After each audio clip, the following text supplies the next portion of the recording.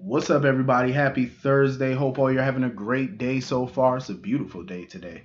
I'm happy because you know what? This weather is starting to get a little bit nicer, less cold. Thank God. And trust me, when the weather get nice, that's when everybody want to bring out their motorcycles, their dirt bikes. That's all I've been hearing since I got home. It's like dirt bikes, motorcycles. I'm like, yeah, it must be getting nice. So anyway, getting into this episode of GH, I enjoyed this episode.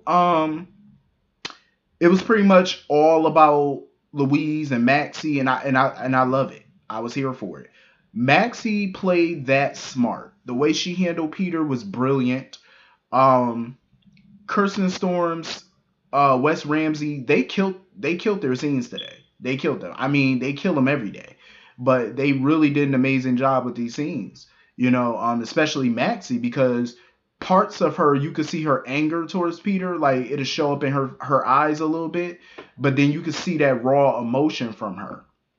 That she is willing to do anything to protect her child. And I knew there was no way in hell Maxie was gonna let Louise go anywhere with Peter. You know what I'm saying? So she had to come up with a smart plan, and she did. She talked him out of taking her. You know what I mean? She wanted to leave the baby back with BLQ, but Peter said no. He didn't want her to go anywhere with anybody who hated him because they were just going to talk down about him to their child. I knew Maxie was going to be his kryptonite. I knew it. If you want to take Peter down, and I said this months ago, you have to use Maxie to get to him. I've been said that. Remember, I said that they should have used Maxie as bait months ago because she's his kryptonite. She knows how to get to his emotional side because he's so delusional when it comes to her. Like he really thinks he could get her back. And I knew if they used that to their advantage, that's how they can take his ass down. And Maxie was smart. She knew that he was still in love with her, that he wanted her. Otherwise, he would have never called her. He would have just disappeared. He even admitted that. That if he still wasn't in love with her the way that he is, he would have just took the child and left. He would have never called her nothing to even come down and say goodbye. You know what I mean? That was brilliant on her part. She used that to her advantage. Smart. Um, and they ended up taking the baby to the fire department, to the fire station, and leaving her in the drop box and stuff. That was such an emotional scene for Maxie because Maxie did not want to leave her child. She really did not. And you could see it all in her face. Like it pained her to do that. But she knew like she had to play it up for Peter. You know, let him know like, listen, we can't take a baby with us on the run because it, increases the likelihood of you getting caught. You're a fugitive. Every law enforcement agency in the world wants a piece of you. They want to lock you up. So taking a baby would definitely be stupid because it's a quicker way for you to get caught. And he realized that she was right. He didn't want to leave the baby, but he knew they had to. Um, I was hoping though when Maxie had gotten a car, Peter chose also not to take the ship because remember they were going to take the boat out. They was going to get out of Port Charles by boat. But he was like, nah, we can't do that because the Coast Guard and all that, they're gonna be checking the boats and stuff. I'm like, well, if the cops were smart, they should be checking everything. That's why I said before, they need to put up roadblocks. I was like, because I ain't see no roadblocks. I would have had state police out there, especially when it involves the kidnapping of a child. Usually they got roadblocks, they got state police, local PD, FBI, all of that be involved. I ain't see not one light, not one cop light. Not a none, not a siren, not zilch. I was like, where is the law enforcement? Is this not an urgent matter? Um, and it's so crazy because I was just reading the news that a kid went missing, a couple of days ago. They had state police out there, and this wasn't even a kidnapping. This was just a kid missing, 10-year-old. And they had state police, regular law enforcement. They had the community out looking. I was like, well, damn, they not doing nothing for Peter. But they found the boy that went missing. Thank God they found him. He was all right. That it was a good outcome for him. Thank God. But yeah, I was hoping though when Maxie was in the car with Peter, she would have took out like a little bobby pin or something. Like she would have took out something, stabbed him in the neck or something with it.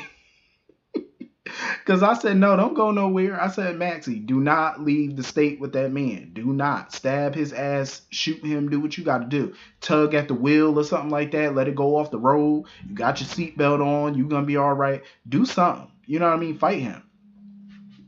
Do something. That's what I was hoping she would have did. But Maxie did her thing. She did what she had to do for her child, and I can't blame her for that. She did her thing with this. She was smart, very very smart. So anyway, moving on from that. At this point, I knew Liz and Finn wasn't gonna be mad at BLQ. Because BLQ was like, how she told them the whole story about Louise/Bailey. She was like, listen, if you hate me, just I was glad that they didn't have that reaction, of hate or anger towards her, because why would they? Especially Elizabeth, with all the shenanigans she done pulled over the years. She is in no position to judge nobody, and I'm glad she didn't. Because what BLQ did was selfless. It was very selfless. It started out selfish, but she turned it into a selfless act, because she really cared for that child once she got her. It became less about ELQ and more about protecting that kid. So can't nobody ever be mad at BLQ. You know what I mean? She really did something that was out of character for her, because she has a lot of selfish tendencies, but she really stepped up to the plate when she had to, when she needed to. She protected that child for as long as she could. But Chase also shouldn't blame himself for Peter getting a hold of that kid. He shouldn't blame himself because it could have happened to anybody. It really could have, and my thing with Finn was, Finn was trying to be the older brother, trying to give advice and comfort his brother and stuff, but he was a little worried about Chase's career. And I'm like, now's not the time to worry about his career. Because he was like, the impact that, this secret is going to have on your career and stuff. I'm like, he's already suspended. What's one more, infraction? And I'm pretty sure after everything he did to help BLQ protect that child, you got powerful people that can make sure Chase keeps his job. I mean, Anna's with the WSB. She got some pull. Laura's the mayor. You know what I'm saying? She could easily make sure that he doesn't get fired. Hell, she's the one with the brass to keep him on the job. The PCPD works under her. They serve at the mayor's pleasure. So I don't see him getting fired. And I'm pretty sure since Valentine is the one who lodged the complaint against him in the first place that got him suspended, I'm pretty sure Valentine could get that thrown out. He could drop the charge or whatever against him, and he can be reinstated. So I wouldn't really worry about his career at this point. He's definitely going to get that back. Ain't no question on that. After the sacrifice he made to help BLQ and Maxie, I don't see why he shouldn't get his job back. He definitely should. And a medal, too. Because, he stepped up to the plate as well. But, I love how Finn tried to be there for Chase, though. He really tried to help him and stuff. And he was willing to go, back him up when Anna had called him, because after Maxie and Peter left the baby at the fire station, because that little drop box, once you open it and close it, it has a silent alarm that gets triggered, which is smart. Yeah, I'm glad that they got like alarms and stuff like that, like silent alarms and all that, because it helped to find her. You know what I mean? Because Laura got the message. And this was when Victor, little old ass, done popped up. This when he popped up looking like Dracula. And I'm glad, and I love how Laura just picked up her phone and did like this and showed it. She said, Anna, look at this. Anna, look. She put it back down. Victor was all curious because he got scared. You could see the look at his face, like he was curious, but a hint of fear, because he was thinking maybe it's about his ass, like they got some dirt on him. I was like, yeah, they got him good on that one. I like his little reaction to it. And he was trying to figure out, anything I could do. Laura looked at him with that smug look on her face. She said, no, you did enough. I love these scenes with these vets, man. I love it. They just bring a certain je ne sais quoi, like, you know what I mean? When you see the veterans going at it, like they all mixing and mingling with each other, you see why they're the veterans. You know what I'm saying? They shine. It's like how they were years ago. But it's like no time has passed. That's how good they are. I love the back and forth between Victor and Laura. But yeah, that enabled Anna to find a baby, because she called Chase and was like, listen, I know you suspended, don't worry about that, but I got some freelance work for you to do. And she told him, like, don't forget. He said, yeah, I know, I got it. He immediately went and got that gun. And I love how Finn had his back. Like, Finn was ready to go. Finn was like, listen, I'm ready to ride out with you. I got to go after him or whatever. And you know what? Liz had to talk Finn down. She had to talk him down, because she was like, no, Anna got his back. He good. Ain't nothing going to happen to him. And with Peter running around and being so elusive and unpredictable, she definitely didn't want, Finn getting caught in the crossfire. I like this new burgeoning relationship between Finn and Liz. Like, she told him straight up. She said, listen, you ain't even got to wake Violet up or nothing like that. She could sleep in the guest room. I had to say to myself, pause. How many bedrooms do Elizabeth got? Because she got 3 boys currently living with her, plus she got her room. And she still got enough room for a guest room? I started thinking, because I'm pretty sure all the boys might have their own room. So I'm like, if that's the case, that's 4 bedrooms. So a guest room, that means she got 5 rooms? Let me find out Liz big balling like that. Because that brownstone look like it hold maybe like 3 at best. Maybe like 3 or 4. I said, oh, she got enough for a guest room? Oh, wait a minute. Cameron in college now, ain't he? Is he staying in the dorm? I don't remember if Cameron is staying in the dorm or not. Because if he's staying in the dorm, then that must mean she probably turned his bedroom into the guest room then. Possible, I'm not sure. But I was like, okay, big baller, shot caller. But she did make it clear to Fizz. She said, listen, you're going to be sleeping on the couch. He already knew. She said it got a nice pull-out bed to it. It's comfortable. They are driving me crazy with these damn motorcycles and dirt bikes and shit. They're driving me nuts. But yeah, I like them together. So anyway, Chase met Anna at the fire station. That's when, the firefighter brought out the baby and he identified her as Louise. I'm glad they found that kid. I am so glad. At least they don't got to worry about that. Only thing they got to worry about is getting Maxie back. And she ended up looking inside the thing, and she found one of Maxie's earrings in there. And she felt like, Maxie left that behind as a clue, because Maxie got the other earring in her hand. So I say, yeah, y'all need to get him. See, that's why they need to set up roadblocks and stuff, man. They need to get Peter ass. It's time that he get caught. So anyway, I'm sorry. I just can't blame Austin for this. I really can't. I cannot blame Austin for Victor finding out about Louise. I cannot blame Austin for this. I really cannot, because all he did was give Victor information, a tiny bit of information that, if you use the identification number on the back of the sonogram, that's how you can find out who it belongs to. That's all he told Victor. And he did not know the truth about Louise. You know what I'm saying? So I can't really blame Austin for that. But, Laura did get him in touch with Spinelli or whatever to help him out to find her. And that's when he got to the docks and whatnot. And he saw the ship leaving. He thought Maxie was on the ship with Peter. So he called it in like, yeah, y'all need to get down here. Call the Coast Guard. Come down here. I want to report a kidnapping. I was like, the damn PCPD should have been at the damn pier. Peter and Maxie was sitting there talking for 35, 40 minutes. They had ample time to get there, because Laura did tell Anna that they were spread thin. I'm like, spread thin doing what? The roads are obviously clear. There's no cops on the roads. There's no cops at the pier. What are they spreading thin doing?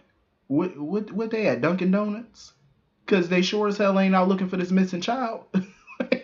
Like, what are they doing?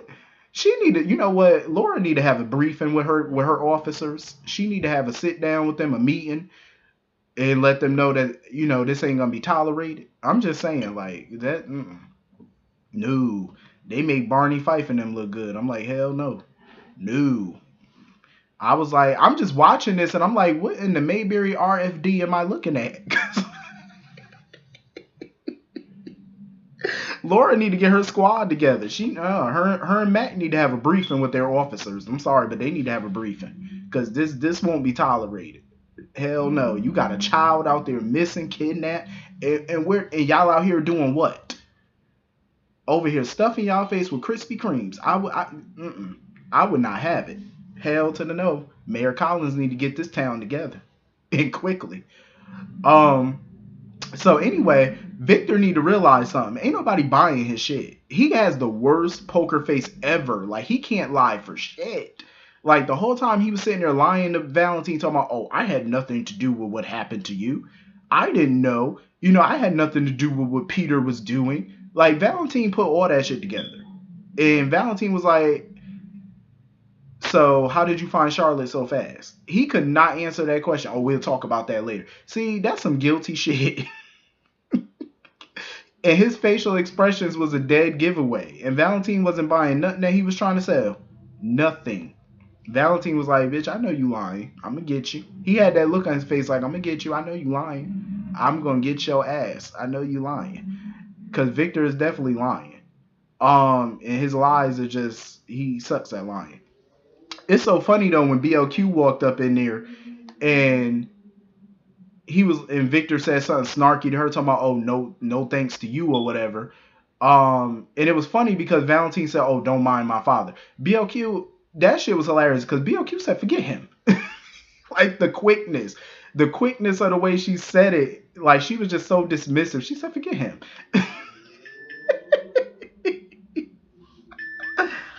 That shit was hilarious. I said, BLQ don't give a damn about no Victor. She ain't worried about him right about now. I love the scenes though with her and with Valentine. Because even Valentine gave her props. He didn't like the fact that she played him or whatever, but he even gave her props. He said, her plan was brilliant. It was smart. It was creative. You know what I'm saying? So he's upset at how it affected Charlotte, but now that he knows the truth and why she did it, I think he understands it. So hopefully he's not gonna be out for revenge against her anymore, because now that he knows the truth, you know what I mean? You can't really be mad at it. It was damn ingenious in the beginning. When she just wanted the ELQ shares, it was still a smart ass plan. But now that he knows the full scope of what happened, it's like you can't really be mad at it. You just gotta forgive and move on. Hopefully he will. But yeah, that scene with Laura and Victor was hilarious. When she was waking Charlotte up to take Charlotte home, and Charlotte had gave Victor a hug, and Laura, it was shocking at first because Laura was like, "Oh, you forgot about my hug?" I had to take a step back for a minute when she said that. I said, "Hold up, what you mean your hug?" I was like, since when the hell do Laura want to hug Victor? And then when she hugged him, she had that smirk on her face, and she leaned in and whispered, was like, "Oh, if I get any proof that you had anything to do with this Peter stuff," she was like, "Oh, you gonna suffer the same fate as he." I was laughing my ass off. And the way that she smirked and smiled at him after she hugged him, I was loving it. And even Victor, I think, was shook when she said that. I was loving Laura. Laura is the queen bee. I love it. See, this is why she been on the show 45 years. Maybe off and on, but she the queen. I love Jeannie Francis. Happy 45th anniversary to her, of course. I love her. She shines. She's always shining on these episodes, especially her and Victor. I love the banter. Fucking hilarious. That was some good stuff. So anyway, this was a pretty solid episode, man. I enjoyed this right here. This was good. Hit the comment section. Let me know what y'all thought, and I will see you all later. Peace.